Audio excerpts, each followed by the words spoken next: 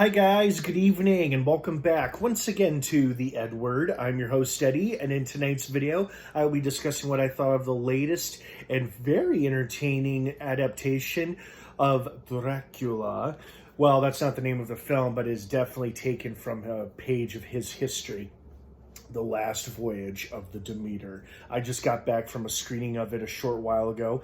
Enjoyed it very much. Thought I'd share my thoughts with it with you guys. Before I get into all of that, of course, please be warned, like most of my film reviews, this is a spoiler-filled review. So if you haven't seen The Last Voyage of the Demeter yet and you plan to watch it some point this weekend, do not keep watching or listening to this video, as it will be full of spoilers, character deaths, plot details, all that jazz. So that being said, you have been warned. Let's dive right back into it.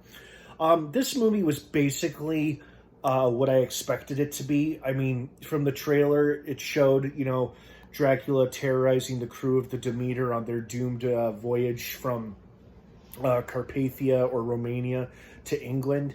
And just picking them off one by one with some excitement and some scares here and there.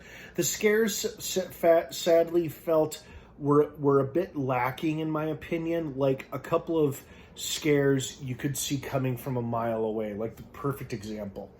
The first scare, which really wasn't a scare because, again, it was quite predictable. The main character, Clemens, played by Corey Hawkins, is looking through a box that tipped over.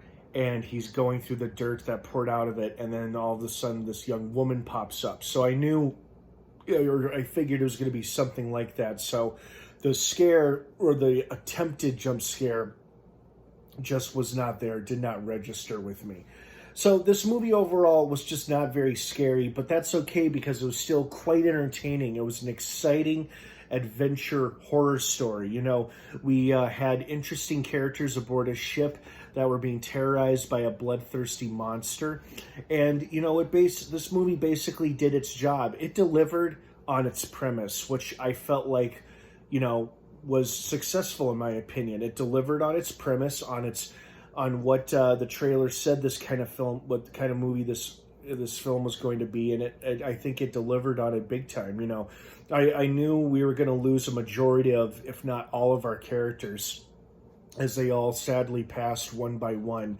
Although I gotta say I was pleased and surprised that one survivor remained who wasn't Renfield, because typically in this chapter of the Dracula story, only Renfield survives because Dracula still needs him once they get to England. But in this case, Renfield was not a part of this story at all.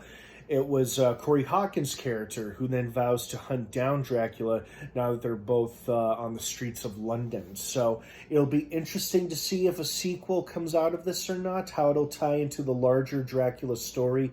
Like, will Clemens meet Jonathan Harker and Mina and Professor Seward, Van Helsing? I don't know. Only time will tell. Will this movie generate enough at the box office to justify a sequel? I don't know. This might be a surprise box office hit for as far as I know. So we'll see. Time will tell.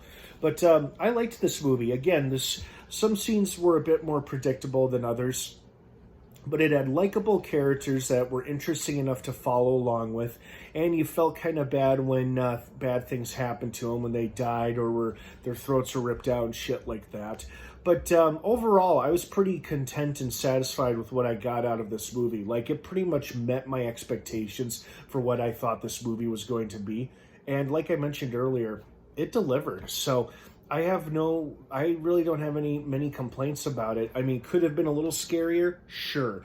Do I always like it when a movie is super scary? Not necessarily. So this kind of worked out for me when it wasn't as scary as I thought it was going to be. However, the really scary stuff can be just as entertaining as well too, if not incredibly loud. But overall, I liked this movie. So will I see it again? Maybe, maybe not. We'll see. But I hope you guys enjoyed this movie. If you're watching and listening to this film review, I hope you did at least. So what did you think of it? I'd like to hear your thoughts and opinions on it. Thank you so much for watching.